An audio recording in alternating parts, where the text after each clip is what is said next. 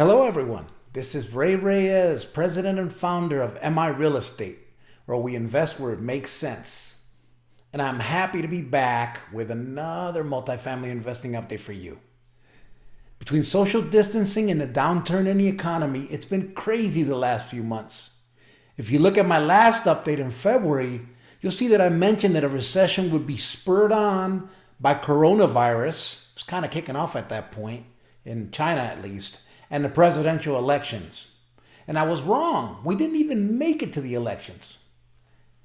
The good news is that we've been preparing for a recession, which means that unlike many, we didn't go buy crazy. We stuck to and even tightened up our underwriting, so we bought multifamily right. So the million-dollar question, now that we are in the correction, is what's going to happen to multifamily? And the truth is, nobody really knows. Just don't. This is not your run-of-the-mill correction. It was triggered by an ongoing health crisis, something that hasn't happened in our lifetimes. What I can say and will explain is that multifamily is recession resilient. It is not immune, but it does relatively well. But before we dive deep, please like this video and subscribe to this channel, and send a link to others that may want additional information on this topic. And here we go. Like I previously mentioned, in this presentation, I'm going to focus on the resiliency of multifamily in a recession or correction. This is anticipated performance from derived historical data. And so I don't get in trouble with the lawyers. Well, this is my analysis on the subject, and I will be referencing some of the material that I've gotten. It's not necessarily future performance, which can differ. I don't have a crystal ball. Furthermore, this analysis is only meant to inform. Consult with many professionals before investing. So I'm going to give you what I like to call the bottom line up front, or a summary of my analysis.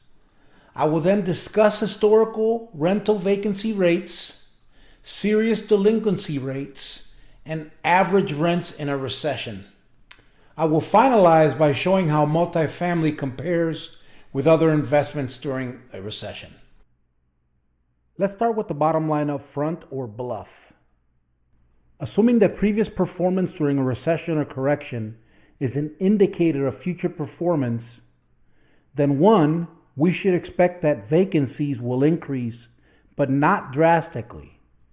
2, rents will continue to increase slightly, or at worst, flatten over the short term, while in the mid to long term, real estate will increase above and beyond overall inflation rates, particularly with the shortage of entry-level housing stock. And 3, multifamily will outperform real estate as a whole and the S&P 500.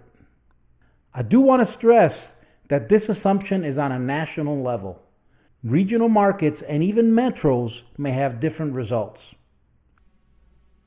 So let's talk vacancies. More specifically, let's talk about how previous corrections have affected vacancy rates. Here's a graph from ArborCrowd that shows the rental vacancy rate percentage in the U.S. from 1956 to roughly February of 2020. The gray bars that you see represent recessionary periods. As you can see, trending rental vacancy rates generally increased during or immediately after recessions, but it was not dramatically, usually just a few percentage points. In addition, during the Great Recession, where there was a glut of excess housing and irresponsible lending and borrowing, to be frank, the vacancy rate was at its highest during this time period, at 10.6%. Furthermore, unlike the last recession, vacancy rates going into this correction were much lower. In fact, according to a U.S. Census Bureau report dated 28 April, at the end of the first quarter of this year, the rental vacancy rate was 6.6%. This is actually lower than first quarter vacancy rates for 2016 through 2019, which was 7%. As further comparison, in the first quarter of 2012, the rental vacancy rate was 8.8%. This is why I believe that we'll see only a slight uptick in vacancy rates. I do want to highlight that these are national figures, and some localities will do better than others. Let's look at this from a different lens. In this slide, we'll discuss serious delinquency rates during recessions. A serious delinquency is defined as being 90 days or more past due, including loans and foreclosure. This chart is taken from a Fannie Mae Freddie Mac report. The data was last updated, in February of this year, and it goes back to 2005. As you can see, this chart depicts serious delinquency rate for single-family loans. Note that during the Great Recession, 2008 to 2009, with some effects drifting over into 10 and 11, the FHA serious delinquency rates, which is the program with the majority of the single-family loans, went up to 9.5%. The average between all programs at that time was approximately 7% serious delinquency. Note that serious delinquency in February of this year was the lowest at any point on this chart. This second chart depicts the same information, but for multifamily loans. Note that just like in the single-family chart, serious delinquency rates peaked during the last recession. But unlike single-family at roughly 7% overall, it was roughly half of 1% for multifamily. At the end of February of this year, it was down to less than 1/10 of 1%. So how do average rents perform during recessions? As you can see from this Federal Reserve Economic Data Chart, or FRED, going back over 40 years, they usually continue to go up, with the exception of the last or Great Recession, where they stayed flat. The recessionary periods are highlighted again in gray bars here. Since rents make up the majority of gross revenue for apartment buildings, as rents go up, so do property values, generally speaking.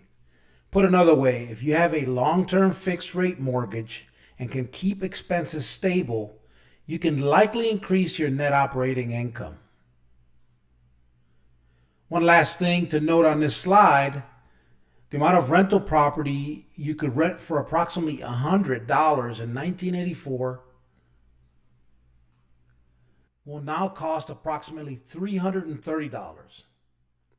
This is why real estate is considered to be a hedge against inflation. It actually does a little bit better than average inflation, which the Fed targets at 2% per year. Targets increases at 2% per year. Let's look at this another way.